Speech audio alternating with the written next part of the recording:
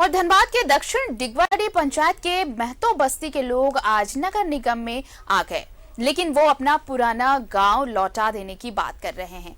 डिगवाड़ी बताएं आपको, यहाँ के लोगों को गांव से निकालकर साल 2010 में नगर निगम में ले जाया गया। इसके बाद यहाँ कठिनाइयों का दौर शुरू हो गया।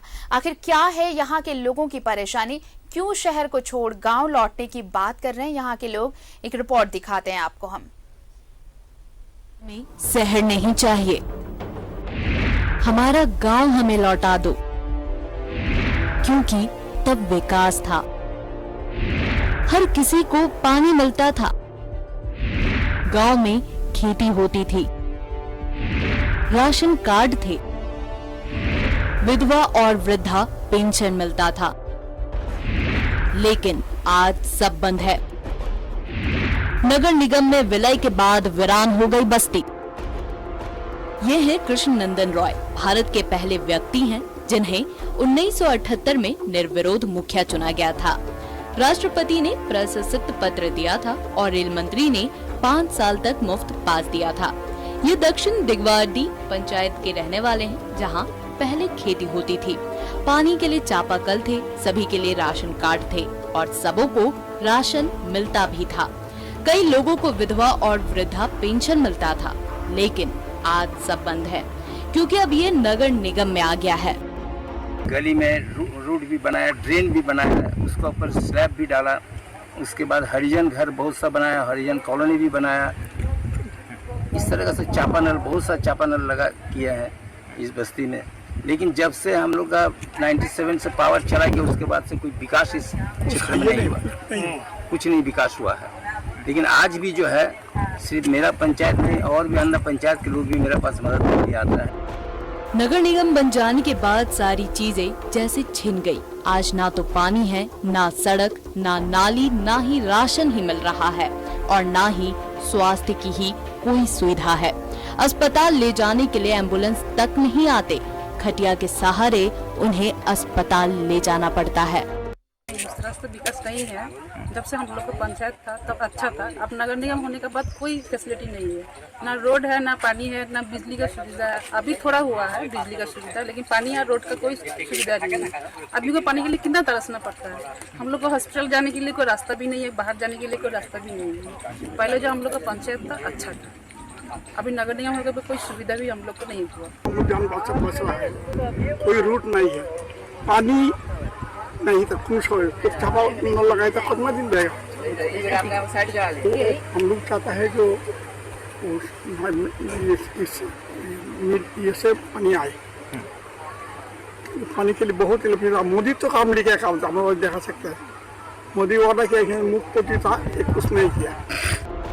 कुछ हद तक गांव वालों की मांग जायज भी लगती है। सुविधाओं की कमी ने लोगों की परेशानी बढ़ा दी है। ऐसे में इन्हें बुनियादी सुविधाएं उपलब्ध कराने की जरूरत है, ताकि वे भी सामान्य जीवन जी सकें। न्यूज़ 11 भारत के लिए झरिया से अंकित झा की रिपोर्ट।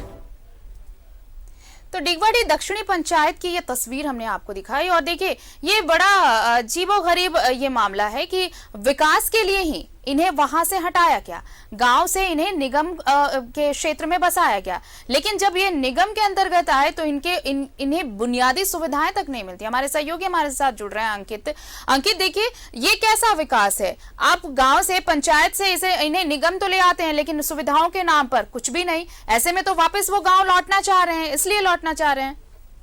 आपने अगर कहा जाए गांव की बात कर रहे हैं, तो गांव अगर पहले की बात करें तो गांव होता था, गांव के मुखिया गांव में घूमकर काम करते थे, गांव का फिर विकास होता था।